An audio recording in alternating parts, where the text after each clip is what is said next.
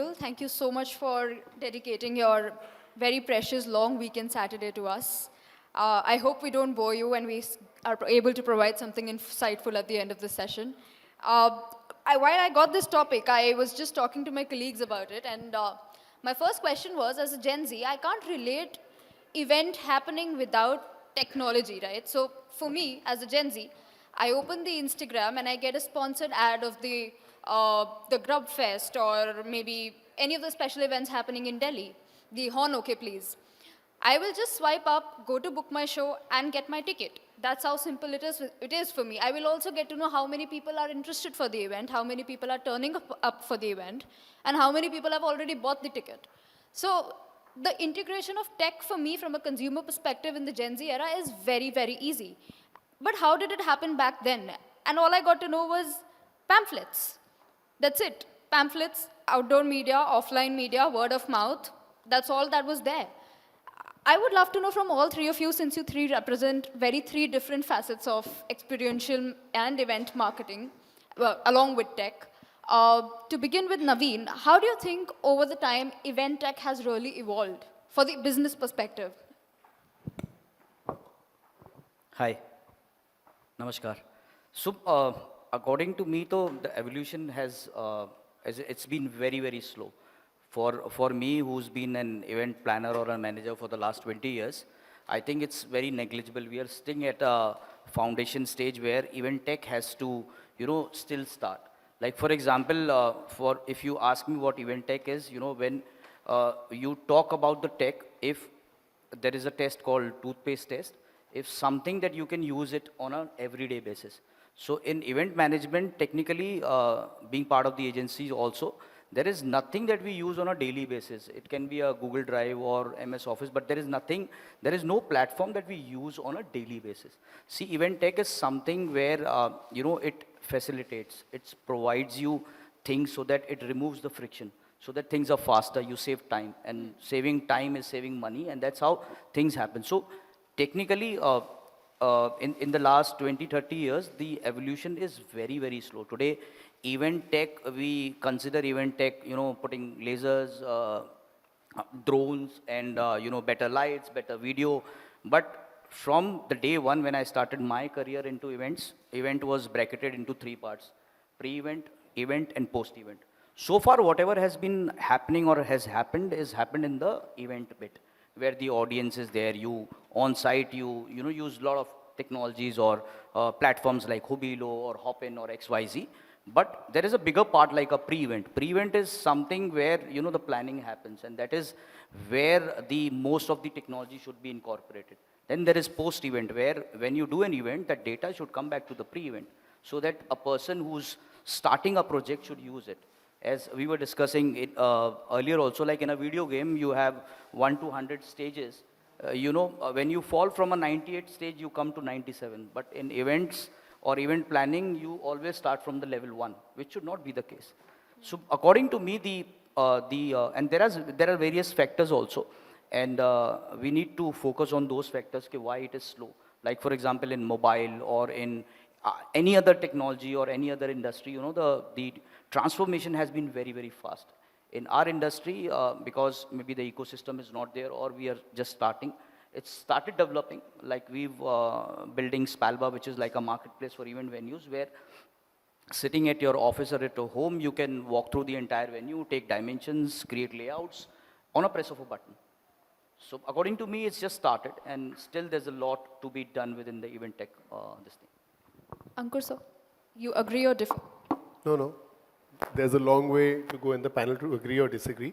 I would recommend that after this, you start with a round of introduction, what each one of us does, and so that everybody gets a perspective of where we are coming from. Yeah. While you tell how tech is evolved, you can integrate how smartly Naveen's integrated into his response. You can integrate it. Yeah. So I run a company called Vibgyor, and I've been into this space since 1996. Started Vibgyor in 2002. I'm also on the national body of EMA, and we formulate a lot of policies with the government in the event and the event tech space, and therefore one is interested in this space.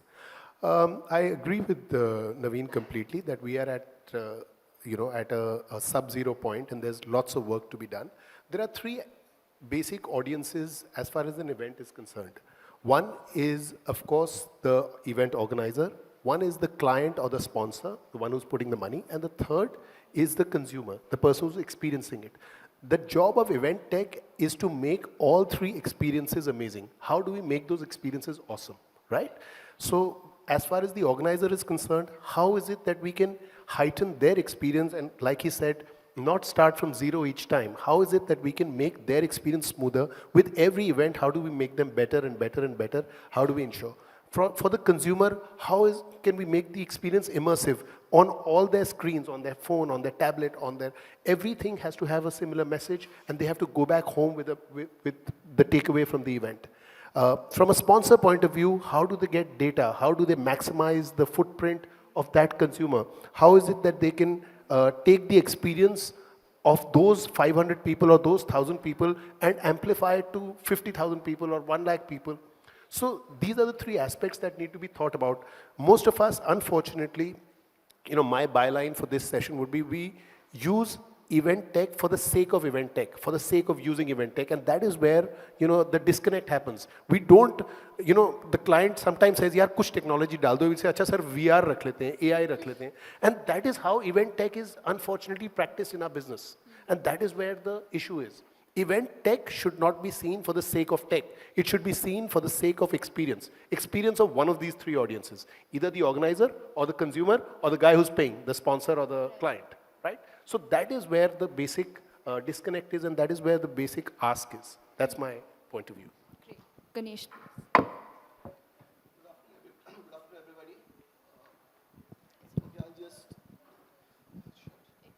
Okay, I think I'll share it with Ankur easier. Good afternoon, everybody.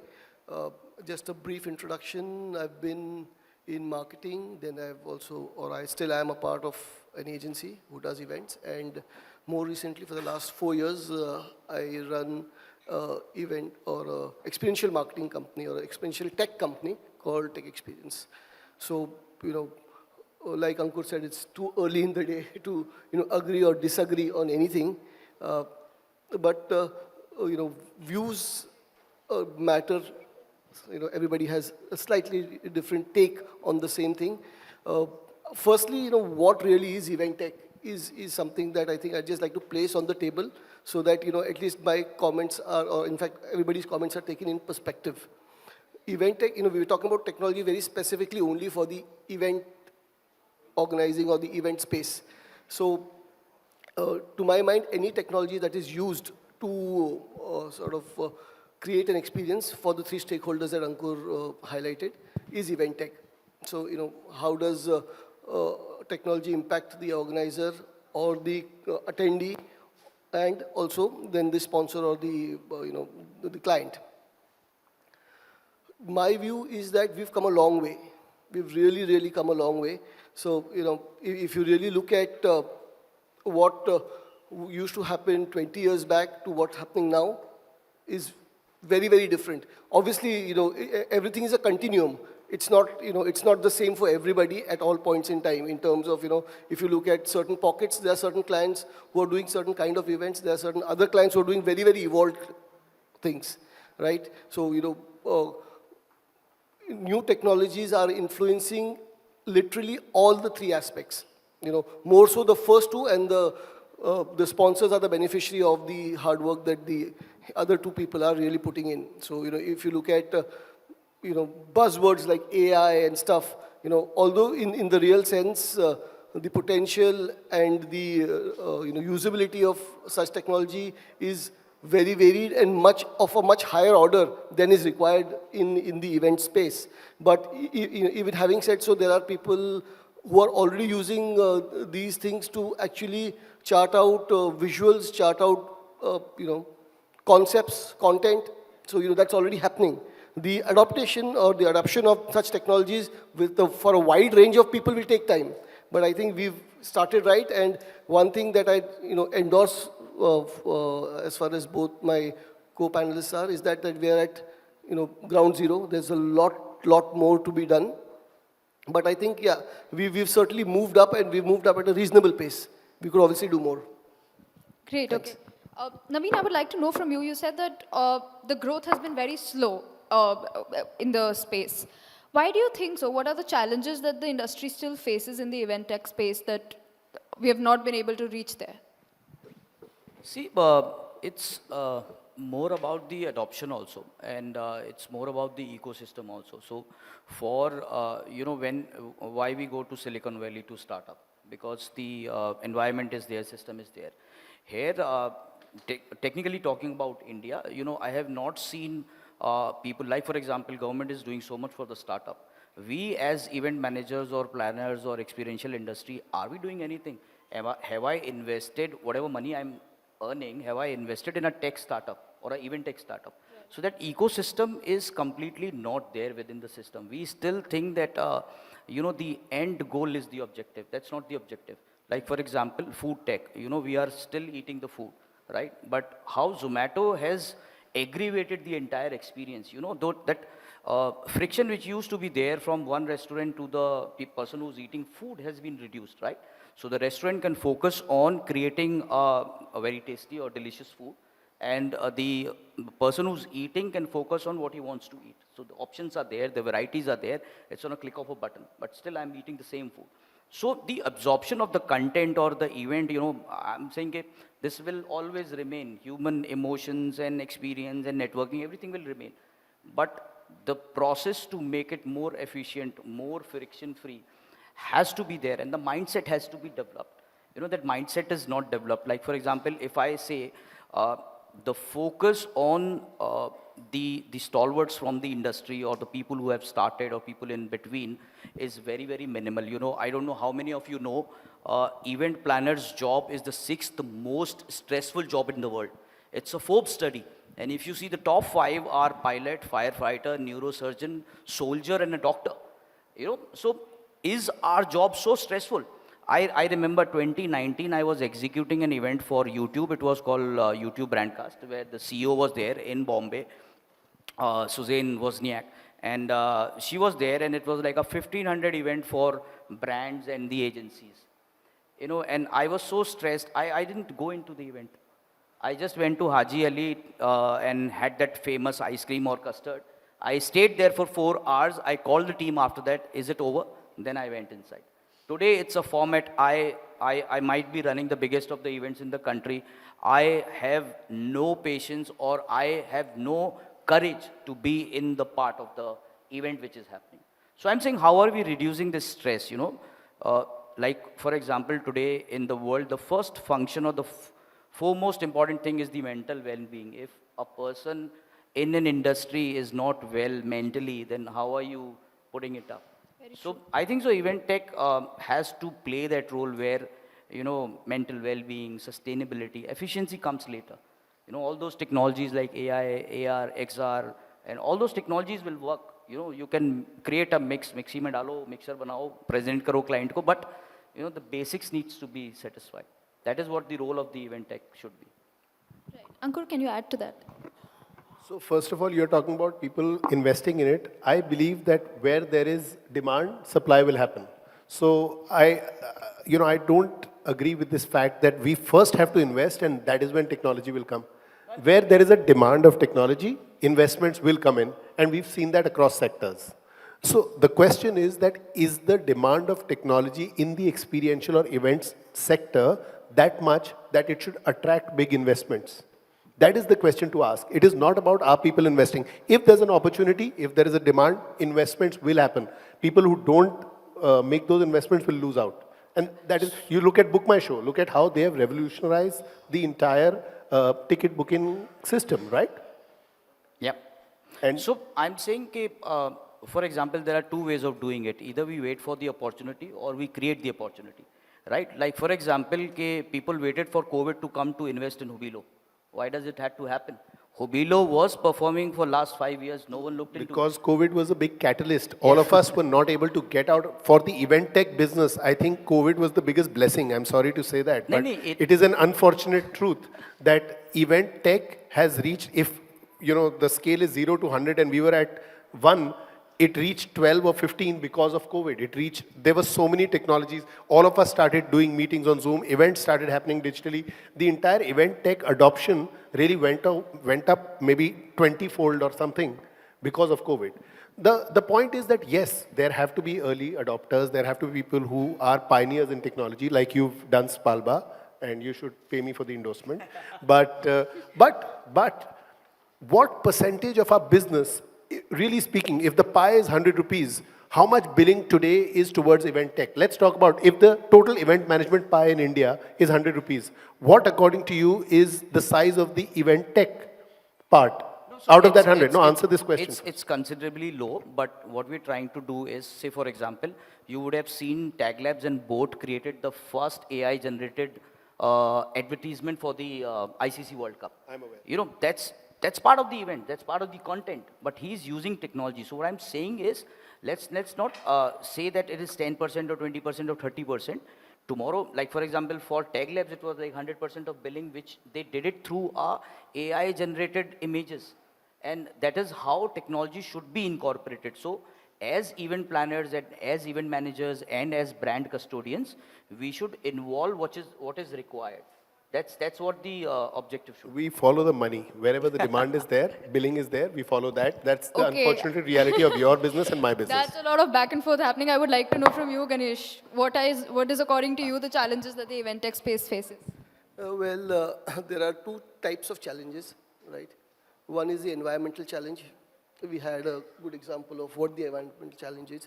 Basically, all of us, and it's not limited to India only, it's basically all of us are, human beings, social animals, so we crave social interactions and in-person interactions, at least a certain generation. So when the generation changes, that challenge to some extent will be addressed.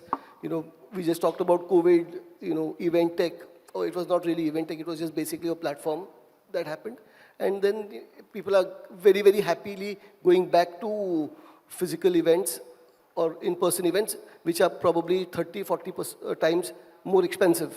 So obviously, it's not about logic or rationale. It's all about, what is the innate need. So the environmental challenge is that. The other challenge also is the fact that it is not evolved, is the challenge why it's not evolved. So there aren't enough players. There is the technology that is available, or the technologies that are available are not at par, which will force, or which will sort of force open the doors to utilization. So if the products and if the utility out there is not good enough, it's not going to be utilized on a large scale. It will take time. Yeah, the drift is there, but to answer your question very simply, that the lot more needs to be done in event tech for it to be actually used more extensively and be a larger pie in the overall event spend. Exactly what I was coming to. If I see from the viewer perspective, I don't know why, which we were also discussing back there, that the evolved state of a large event like IFA or Filmfare has not been that great in India. As much as I see Met Gala can going out and about with halogens and AI and drone shows and this and that, in India we still haven't reached there, even though these are marquee events been running since ages. I know World Cup is one of those which has evolved a lot over the time, but what do you think is the reason why we are not skyrocketing there? What is the ceiling there? What is the issue? To the contrary, again, I think a little more optimistic about what's really happening around. I think, we've really moved up in terms of where the events are. Obviously, the evolved markets have much different technologies that they use. But even to deliver what we're delivering now in terms of events, I think there's a lot of tech that goes in the back end. There are two things. One is what you see in front and what you see at the back end. So there's a lot of tech that's happening at the back end that is being used So currently you think to deliver. that India is at par with the Western development of tech in event space? No, I wouldn't say that we're out there yet. I think Ankur is better placed to answer that question because, he's doing a lot of sir. events. Please add to it. But I think, yeah, we're not that far behind. I don't think the disparity is as much as it used to be. And, when it comes to tech, let me, be very categoric and say that the cost that we pay for the tech versus the delivery that it does is better. The ratio or the payoff is far better than anywhere in the world. And I can say that because, again, in the pandemic, or even after that, there are projects that Indian companies are doing, probably, I'm speaking from self-experience. We're beating bids from companies from across the world. So it's not about the technology is not there. Maybe we're not using it, and the overall experience, and there are a lot of other things that go into an event. It's not just the technology part of it. Yeah. But before Ankur adds to it and Naveen add to it, the latest example that I can think of is the Las Vegas fair that we have. The kind of event that happens inside that whole fair, and the kind of advertising and branding that it allows in the outdoor as well. I mean, I don't know if India is even closer to that anyhow, but I would love to know from both of you, what do you think? So there are two things. One is capability, and the second is intent to spend. In capability, we are at par or more.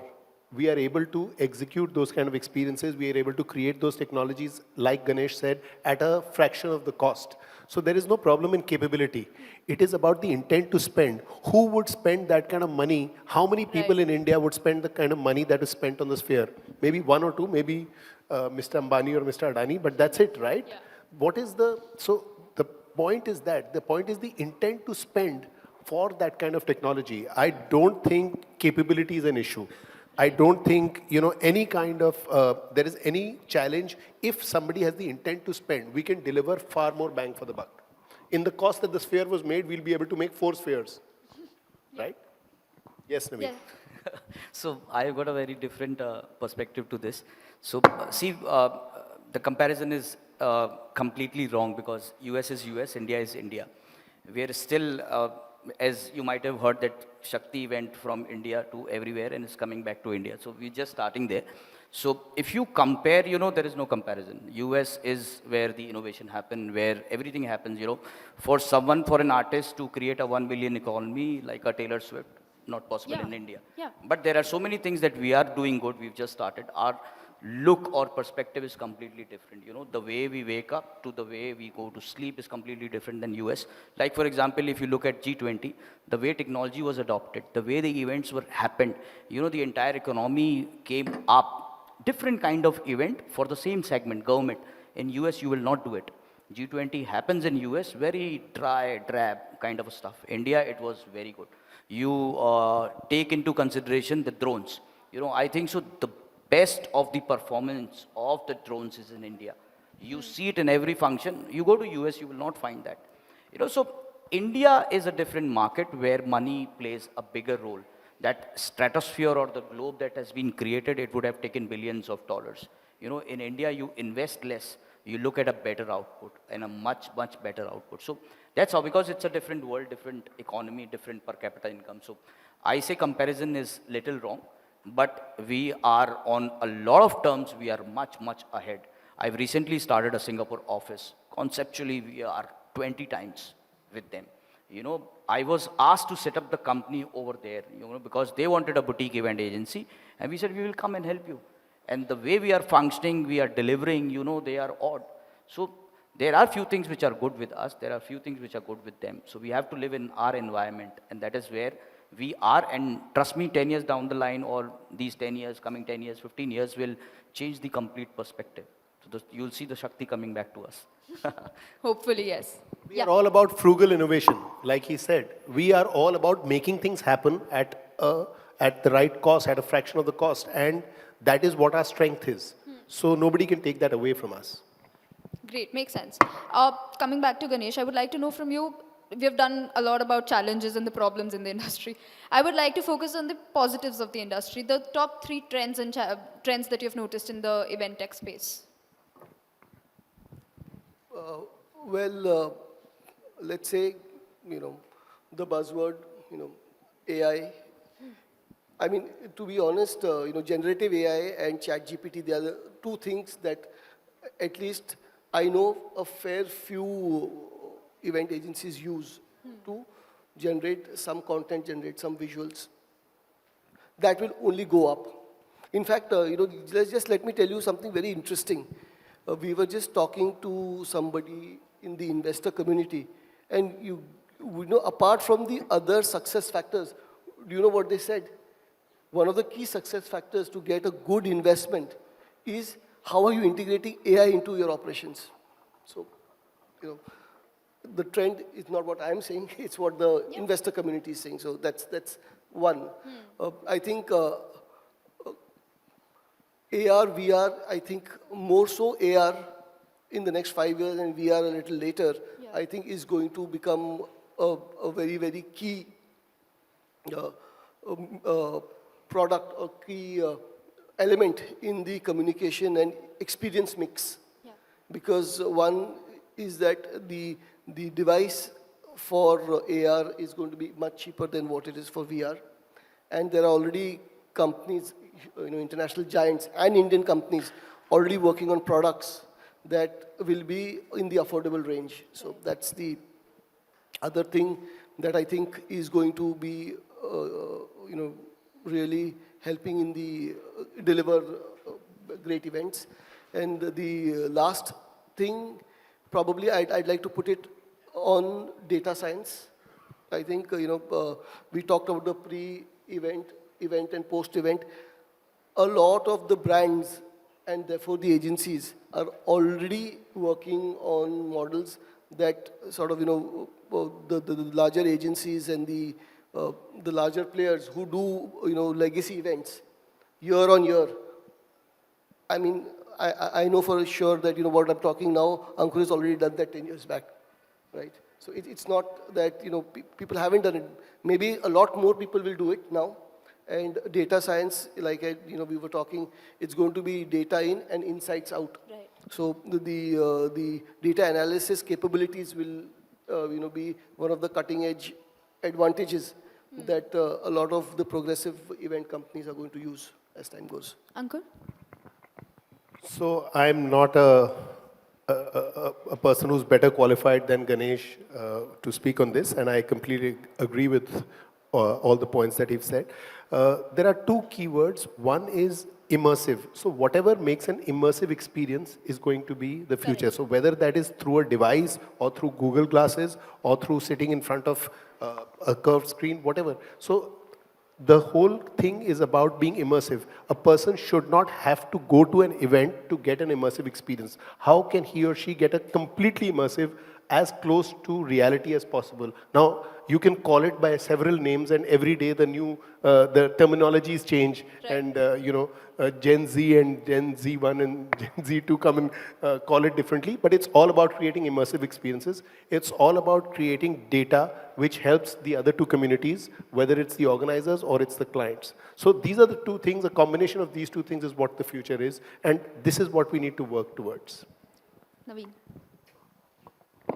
So, talking about the positives from this industry, I'll take a little bird's eye view, and there are three things which are which I feel is very positive. So, one is the We've engineered it such that only my mic. Only So- the two of us speak. yeah. So the camaraderie is very, very good. I remember the time during COVID where EMA, so Samit sir and Ankur, they had initiated this thing which was like the oxygen cylinders were very, very less. So we were the first ones to create that WhatsApp group and, go through people. People were asking for them and we were giving the entire intelligence in Delhi and NCR. So that's something which I have not seen in any of the industries. Everyone was on Google Meet and Zoom and XYZ thinking about their business. We didn't have the business, but we were focused on people management. So that's the first positive about the industry. So as people, we are very good. Someone's pain is our pain as well. So that's one. The second part is that experiential marketing within the entire marketing gamut has gained a considerable amount of. So people do not believe in ads as much as they believe in a live event. They would like to do networking event, launches. So physical connect is becoming very, very important. And hence, the kind of budgets that people used to set 10 years back, it's increasing every day. And the third and the most important part is that right now the growth that the country is seeing, brands like Apple is starting up their manufacturing unit, Tesla is still working on it. So there are a lot of brands which are coming into the country. You see all the luxuries brand, Dior or someone did a fashion show. I would have never imagined Gigi Hadid coming to India, and doing a fashion show. It was never on the radar. So you see the kind of people Kara came and everyone came, you know. So it was like amazing when we used to see something on Instagram, and today those are happening here. So I'm saying in terms of economy, so these are the three positives which will take the entire industry forward. And I'm saying 5 years down the line, 10 years down the line, it's not going to be 10x, it's going to be 100x. The industry is going to grow so fast. Great. I would now like to end it on a fun note.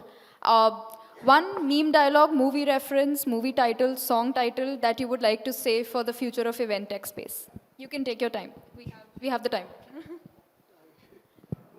We're living this every day. So, you know, the most cliched one, you know, picture to abhi baki hai. That's what I thought. I mean, it would be the most predictable one, but I go first, so I get the benefit. मैं जिंदगी का साथ निभाता चला गया, हर फिक्र को धुएं में उड़ाता चला गया. Wow, wow. Makes sense. Perfect.